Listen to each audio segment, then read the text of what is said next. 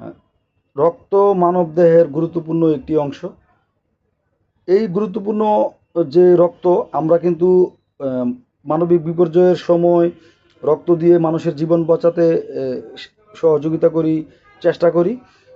কিন্তু দেখা গেছে একই সময়ে কিছু অসাধু ব্যবসায়ী আছে যারা পানি এবং যে প্রয়োজনীয় জিনিসগুলো লাগে দুর্ঘটনার এলাকায়, তারা এমনভাবে এগুলো দাম বাড়িয়ে দেয় যেন তারা সারা জীবনের ব্যবসা একদিনেই করে ফেলবে।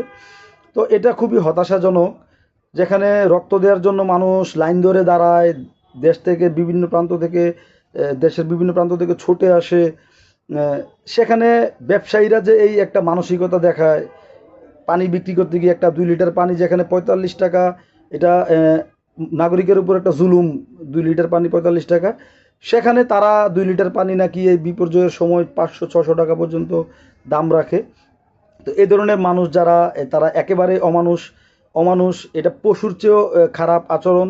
এবং তারা জীবনের সব ব্যবসা একদিন করে ফেলবে, তারা মৃত্যুর ভয় করে না। আমি মনে করি এই ধরনের যারা ব্যবসায়ী আছে তাদেরকে তাৎক্ষণিকভাবে তাদেরকে শাস্তির আওতায় আনা জরুরি।